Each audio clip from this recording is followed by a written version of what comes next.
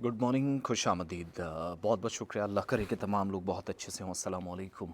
आज असेंबली का दूसरा दिन है। बजट इजलास कल ही शुरू हुआ है और आज डेली वेजेस का मसला जिस पर खूब बात होने वाली है। सारे एमएलएज़ मोशन ऑफ थैंक्स में बात करेंगे। लेफ्टिनेंट गवर्नर ने कल खिताब किया, शुक्रिया की तहरीक उस पर पेश की जाएगी वज़ीर आला की तरफ से, एमएलएज़ की तरफ से। और कुछ बातें जो डेली वेजेस को लेकर उठी हैं, जो होनी भी चाहिए थी, लेकिन मुझे कुछ बातों पर अफसोस भी हुआ और यही अफसोस एमएलएज़ को भी हुआ। एक तो कल ही वहीद पर्रा साहब की तरफ से जो नाराज़गियाँ थी वो बता दी गई थी, लेकिन साथ साथ सज्जाद गनी लोन साहब भी मैदान में आए।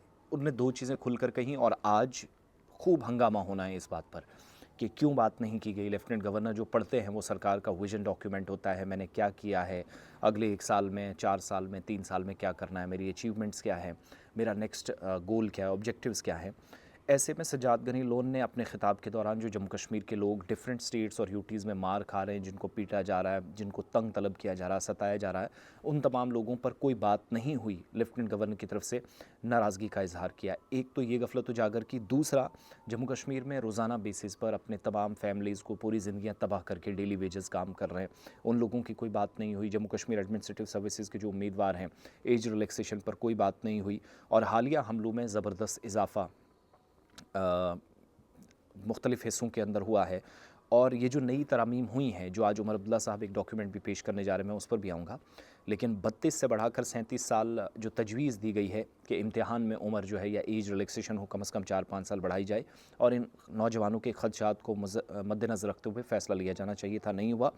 आर्जी मुलाजमीन के मसला जो मसला है वो भी आज ऐवान के अंदर खूब गूंजने वाला है, नंबर 1।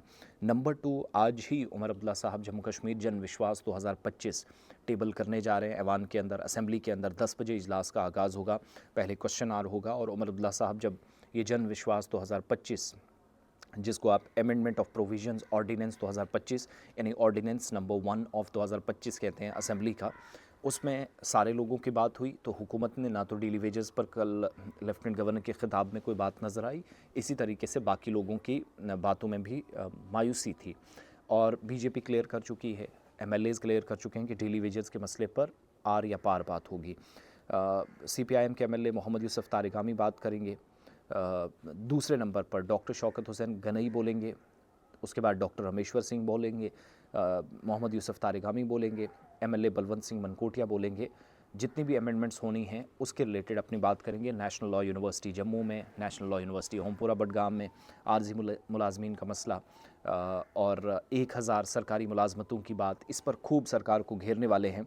और एज रिलैक्सेशन पर भी काफ़ी बहस आज होने वाली है। तो ये सारे मामलात हैं, दिन में खूब बहस होगी, लेकिन पहले दिन कोई खुलकर बात ना होना डेली वेजेस के मसले पर, उस पर ज़बरदस्त नाराज़गी हुकूमत पर है। विजन डॉक्यूमेंट से चीज़ें गायब नज़र आई, वही चीज़ें जो नेशनल कॉन्फ्रेंस ने अपने इलेक्शन मैनिफेस्टो में कही थी। सो दिन में सारी सूरत हाल से आपको अपडेट करते रहेंगे। और आज इन्हीं मामलात पर खूब बहस होगी। 10 बजे से आप लगातार गुलिस्तान न्यूज़ पर भी देखेंगे।